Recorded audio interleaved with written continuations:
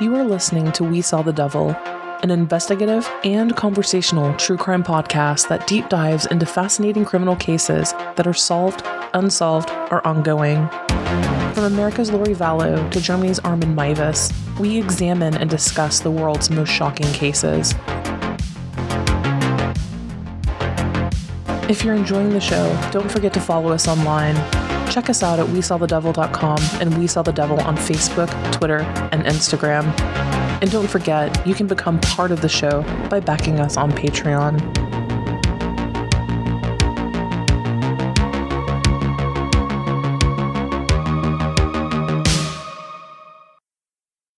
Hello everyone, and welcome to We Saw the Devil. This is Robin, and we are finally back.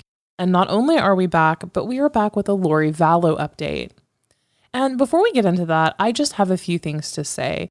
If you don't care and you just want to get into the episode, then I suggest that you just fast forward for about 2.5 minutes. As most of you know, my parents contracted COVID in November. Jackie and I packed up from Portland, Oregon, moved here to Nashville so I could be with my mom and say goodbye. And unfortunately, my mom passed away the week of Christmas during our road trip here.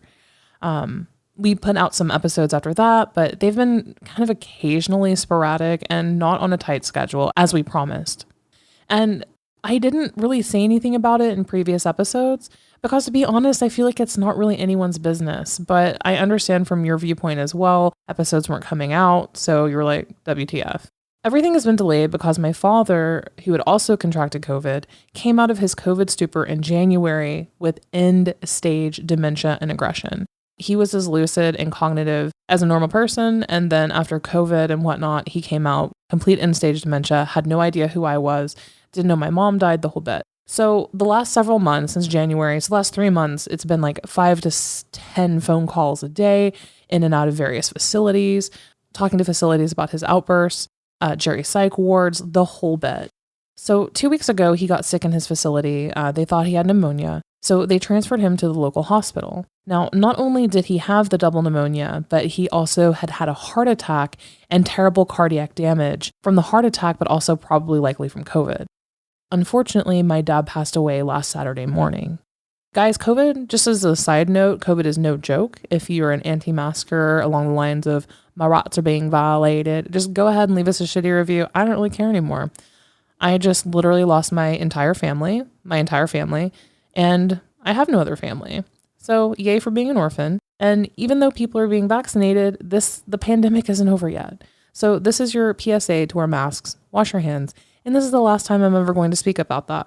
That being said, I'm going to pretend for a moment that I'm wearing a ball gown instead of my PJs and that this is some sort of award show. So I want to thank a few of you. The outpouring of kindness from so many of you has been so incredibly humbling. If you know, I know a lot of you listen to a lot of different podcasters, and sometimes, feedback or just the support means the world. So it has been a rough couple months of trying to navigate losing my mom, losing my dad, dealing with that, and then receiving bad reviews, for not putting out content. For those of you who have known what's been going on, thank you so much, sincerely, for your patience and understanding. A special shout out to Carl and Stephanie from True Crime Underground, which is hands down the best Lori Vallow Facebook group ever made. And thank you to all of those who've left reviews, sent us messages on Twitter, Instagram, and Facebook, and also to our Patreon patrons for being so understanding with all of the delays that we've experienced from our forest fires back in Oregon, the move, the deaths of my parents. You guys are absolutely our rock, and we love you so incredibly much. All of that being said, we are now back full time. We really have no other impediments at this point, so we are now back full time, and we have a lot of stuff to make up for. Before we talk about Lori Vallow and the craziness that has been going on for the last few weeks, don't forget to follow us on our socials at We Saw the Devil across the board. And also our Patreon. For as little as $3 a month, you can support the show and get some cool benefits while doing it. Everything from shout outs, being in the show notes, cool swag like t-shirts, ad-free episodes, and stickers. So that's patreon.com/We Saw the Devil. And as always, if you're liking the show, loving the show, don't forget to titty slap that subscribe button and leave us a 5-star review on Apple Podcasts. It means the world to us from a variety of different ways from a business standpoint. So we would really appreciate that. Jackie will be joining us on the next episode as she unfortunately had a prior engagement today. So let's talk about Lori Vallow, shall we? There's a lot to cover. It's been such a long time, and because we haven't been able to put out an episode, we have missed a great deal of material. So what we're going to do is basically just kind of pick up from this hearing on March 22nd.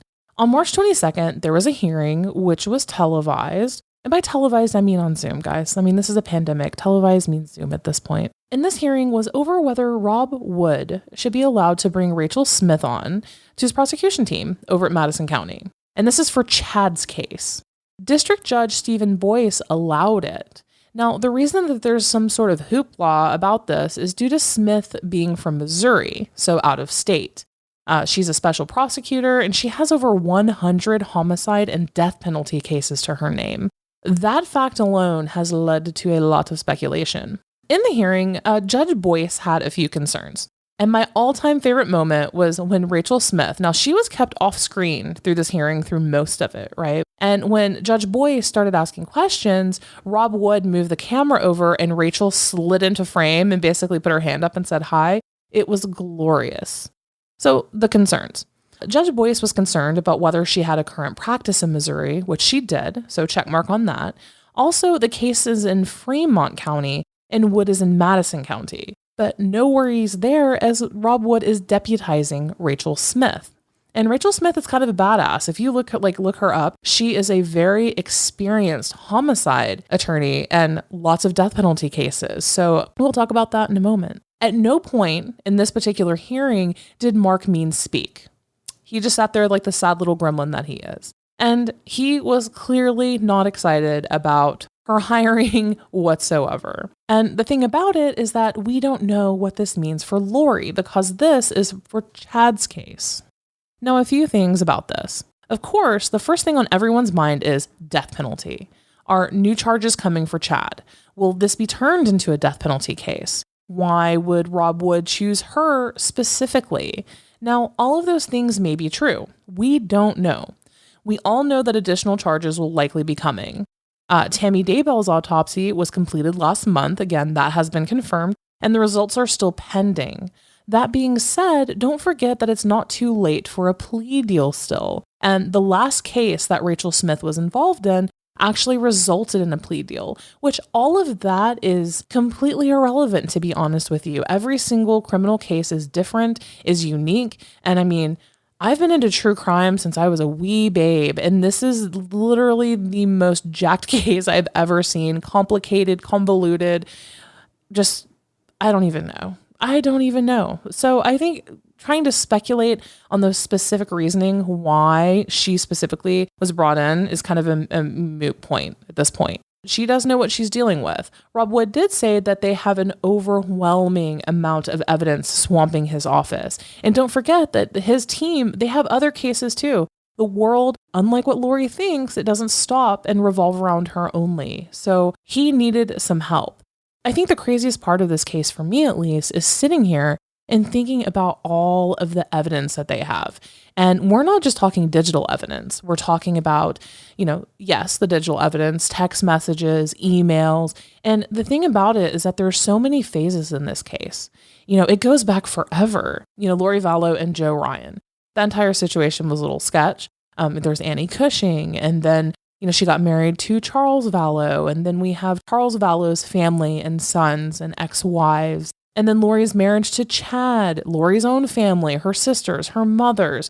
Then we have Alex Cox and Zulema. And then Chad's family, Chad's children, Chad's in-laws, and then all of these potential additional groups, right? Like from Avow, Preparing a People, all of those people, maybe they could have known something. All of these people travel together in a very, very, very specific LDS far right kind of circle. So who knows? It's just absolutely insane. So I can't imagine the evidence, the amount of interviews, all of it. Don't forget when Rob Wood's infamous interview with Summer Shiflett, he did say that the death penalty could potentially be on the table. So, in reference to Lori, so trying to get her to talk. There's a lot here. So I wouldn't necessarily immediately come to the conclusion that this means that this will 100% become a death penalty case. It could be just that due to the gravity of the charges and to what happened here, that Rob Wood brought Rachel Smith on to assist in sifting through evidence and, kind of look for some markers. So I could be completely wrong, but I don't like jumping to conclusions if I can help it. Now, I've also seen a lot of people talking about Mark Means' objection. Mark Means did, in fact, know what was happening before this hearing, obviously, and he filed an objection before it took place. Totally normal. However, don't forget that there's a previous court order suspending hearings on Lori's case. And that's actually why Means and Pryor didn't bring up the issue with Lori about how Rachel Smith was particularly for Chad. There is a remote hearing slated for April 7th at 1:30 p.m. And it's listed as a status hearing, but the purpose is redacted. And there's a lot of speculation as to what it could be. Is it Lori related? What is this about? And I would like to know what you guys think. What do you think this redacted hearing is about? I would love to know your theories. So on March 25th, 3 days after that first hearing, Rob Wood followed up with his promise to Judge Boyce and filed a declaration stating that he was planning to deputize Rachel Smith. And of course, again, Judge Boyce approved and ordered her deputization. Rob H. Wood, being appointed as special prosecutor in the above-captioned case in Fremont County, Idaho, and as requested by the court, declares that upon receipt of the order of the court granting Rachel Smith pro hoc vice status in the above-captioned case, Rachel Smith will be deputized and appointed as a deputy prosecutor for the Madison County's prosecutor's office. Things are happening, and just basically as promised, she's going to be deputized. But again, I know that we super love to theorize. I mean, I do too. Other than reporting the details of this case to the best of our abilities, that's what podcasts, especially with ongoing cases, are about, right? We theorize about next steps and what could be coming in the future. And that's the fun part about all of this. And I still see people wondering about Tammy's autopsy, Tylee and JJ's, how Alex Cox died. We all want to know, and we're making assumptions about moves behind the scenes. Especially I see a lot of stuff about Alex coming up lately. So I would like to introduce everyone to a theory called Occam's razor. Simply put, it's just a theory that means that the most probable solution is the most simple. The razor refers to the shaving away of extraneous material and assumptions. For example, imagine that you're sitting in your living room on a dark night. You see a flash at your window. Do you think it's aliens or do you think it's lightning? Lightning is obviously the most likely answer. So Occam's razor. I do feel like with Alex's death in particular, that it was probably likely natural. Call me crazy, call me whatever you want. However, Alex Cox in particular did in fact have heart problems and reportedly had been not feeling well for, over a week before. Is it plausible or possible that Lori or Chad convinced him to commit suicide for the group? Guys, keep in mind that this magical group, we do not even have concrete information as of yet that there's this sinister underground cult yet. I mean, these could have basically been a really fucked up Bible study, basically. You know what I mean? Chad being the head of it. I don't know why he wasn't charismatic at all. And just, with the teachings, he just had a little bit of a following and just this small group of people. I think that, especially with Nancy Grace calling her cult mom Lori Vallow. So I feel like there's a good bit of sensationalism when it comes to that. Another interesting piece this week, and it's actually kind of funny, is Chad Daybell was called for jury duty.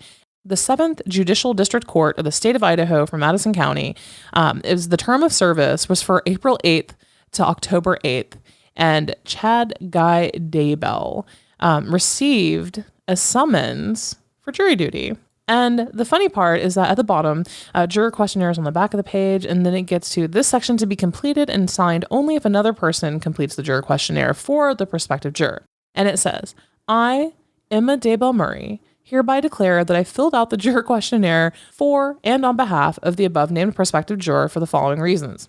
Chad Daybell. Her reasoning is 1, he is incarcerated. Poor Chad. 2, the address is in Fremont County, not Madison, and individuals residing at this address are not eligible for Madison County jury service, even if not incarcerated. Signature Emma Murray, relationship daughter. Now, my question being is, if you have a portal, can Chad not actually zoom or whatever, what is the sound that a portal makes? Is it more of a zap? Is it more of a zoom? I don't know. But whatever kind of like thing Chad would do to go portal to portal, like vroom vroom. I don't see why he couldn't. So yeah, Chad's a liar.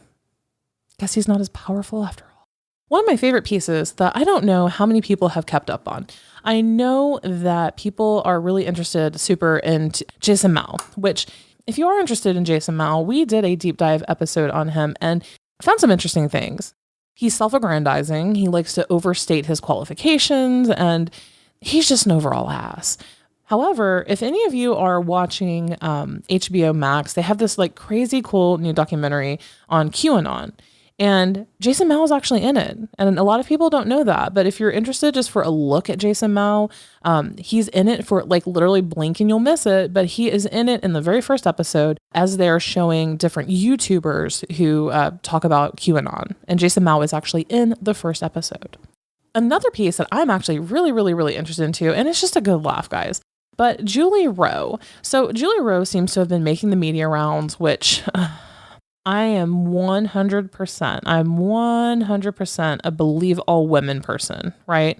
Believe all women. I am 100% behind that. But I feel like Julie Rowe in particular is trying to utilize this situation and this tragedy for self-gain. She came out, remember, God, like however long time is but a concept at this point, guys. I don't even know, something that happened yesterday. I may say it happened 7 years ago. I don't know at this point. I'm just here. Okay. She's been on one. So if you recall, Julie Rowe was one of Chad Daybell's associates, author, right? Chad Daybell ended up publishing a couple of her books, vice versa. And they apparently became very close friends. It was very apparent to the outside world and to all of us that Julie Rowe probably had feelings for Chad at some point, probably liked him, something. But Julie Rowe, factually, was actually bigger than Chad. I've been working on this case, on the Lori Vallow case, for over a year now. And I have interviewed people. I've interviewed people close to the case. I have done thousands of hours at this point of research on every single player in this game. Now, the interesting part about Julie Rowe is that she was bigger than Chad. She had more name recognition than Chad all along. Her shtick, as it is she talks to angels. Like her angels, her spirits will tell her and give her advice for people. So she counsels people. She also does all of these little seminars at seedy little hotels and motels where she will talk about different things, LDS philosophy, and she has like 50,000 wardrobe changes. I kid you not, and most of them are just like complete and total, utter cultural appropriation. But it's hilarious. But yeah, she more or less, not lying, she more or less scams people out of money. For like $150, you can spend like 10 minutes on the phone with her and she'll be like, yeah. Well, I need to talk to my angels and then I'll get back to you. And half the time she never does. So she preys on, quick story time. Have all of you had that elderly relative, maybe a great grandparent or a grandparent who was, Christian or religious, and then they have been sending out checks to like televangelists and stuff? Like my grandmother did that. Well, my grandmother, that was like the big red flag of we need to get this bitch in a home, because my parents, my aunt and my mom went to go check on her one time and she had her checkbook out and like all the checks were gone. And she had been watching televangelists all day long and just writing out checks to all of them. She literally cleaned out her own bank account for that. That's the type of predatory behavior that Julie Rowe does, more or less. She preys and she's very predatory in her language. She knows how to work it on people who believe that type of bullshit, really. So she's very, very sick. Now, and it's actually very, very, very sad. However, she puts herself out there. She's written a lot of books. She's done a lot of speaking engagements, and she's going through a divorce. She just finalized her divorce, which I'm sure that's rough. But she is putting out all of these crazy, crazy, crazy things. And what she does, she throws out codes. Like, I feel like she's trying to rip off QAnon herself, and she's just not quite good at it or charismatic enough.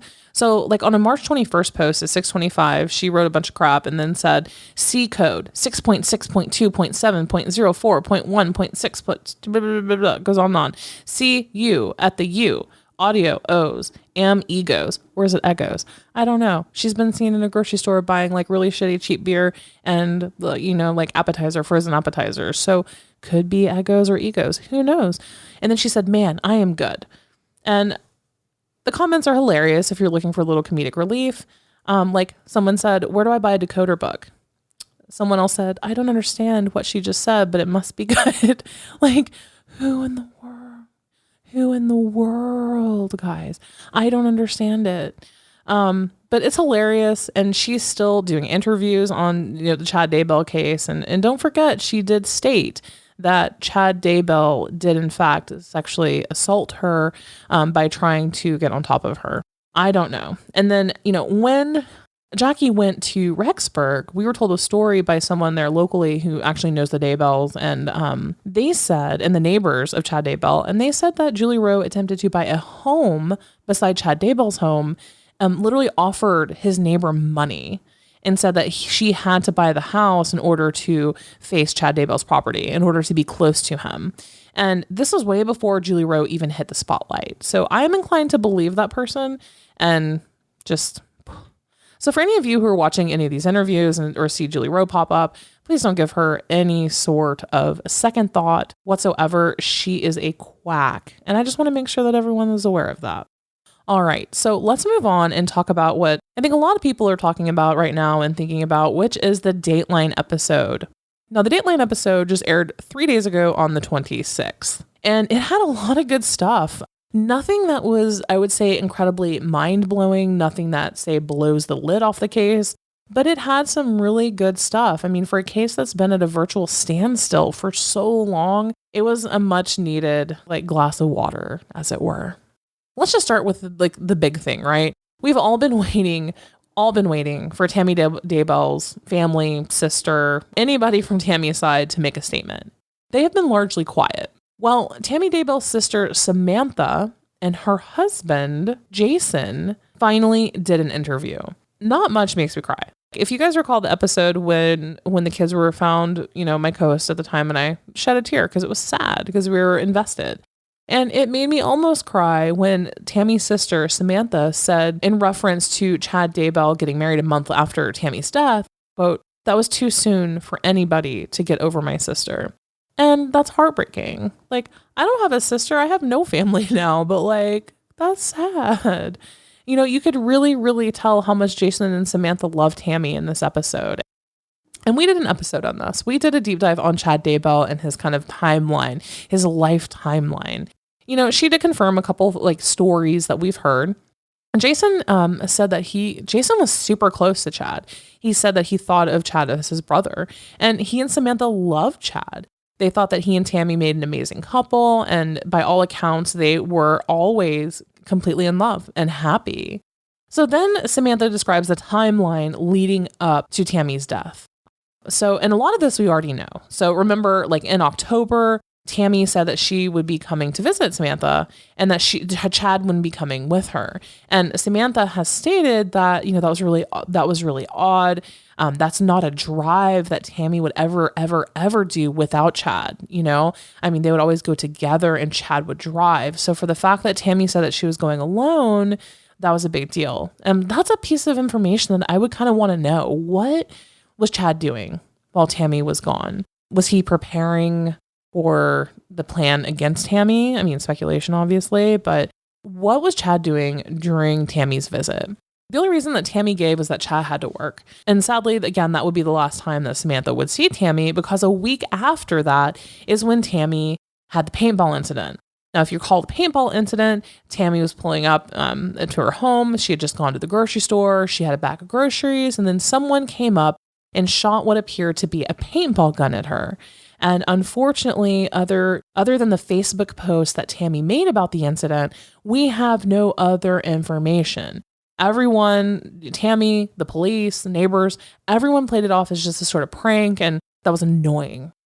Not so much, most likely, but We will see. 10 days after that is when, unfortunately, Tammy would tragically pass away. I always love hearing the stories that Chad comes up with and what he tells people, because he has a whole list of them now. I believe one person, he said that she died in his, like, with him. He was in the room with Tammy when she passed away. Another one is that he awoke. Chad loves the word awoke. He said that he awoke and found Tammy peacefully passed and her eyes were closed and she had a smile on her face. He's sick. So with Samantha, Chad told her that Tammy had been sick previously, had a coughing fit, and then just passed away. And she said that it was odd. She was shocked. I mean, obviously shocked. And that she and Chad basically more or less just kind of sat there and cried and talked about it over the phone. Samantha, obviously, like most people would be at Tammy's age, healthy by all accounts, was concerned and wanted to know what happened to Tammy. She was like, what happened to my sister? Something is just a little bit off here. So she and Jason asked Chad about the autopsy, and he told them that the mortician said that there was no need for one. Natural causes. Red flag, obviously, a mortician wouldn't be like, take one look at this person as you're picking them up and be like, they're good. No need. Let's move on. Samantha did say that she felt like Chad was acting weird after that he was that there was like a good period of avoidance. And then suddenly he's just told her that, well, I don't want to stay in the house and I'm going away with a friend. That friend was obviously Lori Vallow, and that is when they got married in Hawaii. This was only a month after Tammy had been dead. And in this case especially, I just feel like there's so much shocking stuff. I mean, I have no siblings, but I can't imagine that if a sibling were to die and say her spouse just remarried a month later, I would be like raining hellfire and damnation upon the world. I mean, that has more flags than the Soviet Union. I do not understand, but Samantha said that she felt that was off too. And I can't say as though I blame her. Chad, of course, spewed his usual crap, and well, I've known her for quite a while, and she's also a widow. Her husband had a heart attack, and we just bonded. So Samantha did do a little research on Lori and found a bunch of stuff. Which was shocking is that Samantha and her husband ended up watching all of this stuff in Hawaii as it went down. When Nate Eaton and Justin Lum and Nate Eaton and all these people were starting to cover it, when Chad and Lori were walking around, the kids were missing, and Nate Eaton's like, "Where's the kids? Where's the kids? Where's the kids? Come on, talk to us." Samantha and Jason were watching this live on television. Like, can you imagine? Can you fathom what that would feel like to look at your brother-in-law walk around with his new honey, and there are now missing children after he had lied to you and told you that his new wife was an empty nester because she had no kids, that they were grown and out of the house. And then you're like, oh shit, no, they have missing minors. So it was just all crazy. And I feel that was an amazing interview, and it was really nice to see someone rep Tammy Daybell. A lot of it, Annie Cushing was on too. She was on to talk about Joe Ryan. They talked about a lot of Lori's background. One of the big pieces with Joe Ryan is the accusations of sex abuse, where Lori basically stated that she does not have a murderous heart, but she would have murdered Joseph Ryan for what he did and, sexually abusing the children. So they had on a series, like a panel of experts to talk about those accusations. And 0 out of 10, none of those experts who were actually involved in the original investigation, none of them believed that Tylee was sexually abused by Joseph Ryan. I mean, it gave us more information too. Like, Lori threatened people. She loved court. She absolutely loved court. And that's something that multiple people have spoken out about, is that Lori loved the drama of court. She loved going and arguing and having an attorney and like the pageantry of going to court. One thing that Annie thought was weird is that when she saw pictures of Joe Ryan's apartment, and a lot of these pictures have actually been made public, right? Obviously not his body that was there for a week, but the apartment. Annie thought it was just a little bit weird. He had apparently installed an additional deadbolt on the door, and that his apartment wasn't necessarily as clean as he typically left it. Now, if any of you have watched Annie Cushing's 6-hour live stream on YouTube where she goes kind of through her life history, the traumas that she's faced, holy shit, what an amazing woman, first of all, for even getting through that. that definitely does not line up with Joseph Ryan's personality type. Not really a lot of information there. It was very interesting. I mean, we've all seen Annie Cushing has probably been the most vocal family member on all of this, aside from the Woodcocks. So a lot more of the same. She does confirm that there was only an external examination of Joseph Ryan's body. And that's why a lot of the thigh tissue has been so widely discussed as far as was he poisoned? Because that does seem, poisoning does seem to be associated quite a bit with Lori Vallow. So it was really interesting to see Annie Cushing's continued presence here. She did confirm that there was a life insurance policy on Joseph Ryan, and it was in fact sent to Lori, and it was roughly $150,000. But Annie Cushing did say that she does believe that he died from natural causes because of previous health issues that he had had. And then we have a new player in the game, Charles Vallow's first wife, his first ex-wife, shall I say. Her name is Kimberly, and she and Charles got married in 1984. By all accounts, apparently Charles was like a big love bug and wanted this massive family. Unfortunately, there was a miscarriage and their life got turned upside down. It was devastating. She said that Charles became aggressive with her, and then they eventually got a divorce. And then Cheryl Wheeler made an appearance. Cheryl is so sweet and so kind, and she was Charles Vallow's second ex-wife. They got married in 1993, and they adopted one of Charles's nephews, and they also had another son together. They were married for about 12 years, and they just felt like they were no longer really working out, so they decided to separate. The divorce was very, very, very, very contentious, but she and Charles still kept in touch. Now, after their divorce, Charles would meet Lori Vallow. In this interview, Cheryl states that she could tell that Lori was unstable and she did not want her near their children. It was really, really, really, really great seeing Cheryl Wheeler in this. Definitely wonderful to put a face to a name. Now, one of the most controversial figures in this entire case, and one that we get a lot of flack on because we don't follow, I guess, the status quo that a lot of people are pulling on this, Melanie Gibb. Now, Melanie Gibb, I'm at a loss. I'm completely at a loss with Melanie Gibb because I feel like a lot of information about this case, we wouldn't have it, right? Possibly there really wouldn't even be this massive, massive case or with extra additional background information if Melanie Gibb wasn't in the equation and didn't decide to, I guess, turn. I don't know. But I truly in my soul believe that Melanie Gibb knows more than she is letting on and does not want to self-incriminate. I could be totally wrong. A lot of you seem to think that she is a kind, sweet, loving person. And I guess maybe I need some convincing. Can someone in our YouTube tell me why everyone loves her so much? Or not everyone. Can someone in our YouTube comments tell me why you love Melanie Gibb so much? Because I feel like a couple lives could have been saved if Melanie Gibb had not been so under Lori and Chad's spell from the very beginning. I feel like Melanie Gibb has a little bit of culpability here. She's basically saying the same thing over and over. There's nothing new that we really learned. So Melanie Gibb did reiterate that Lori told her she had a dream where Charles had to die. She was told that Charles had to die. And then apparently Chad also had a dream that Charles became a zombie. So this is sometime, I don't know when, I don't know what year, I'm assuming roughly 2019, because July of 2019, Charles was shot and killed by Alex Cox.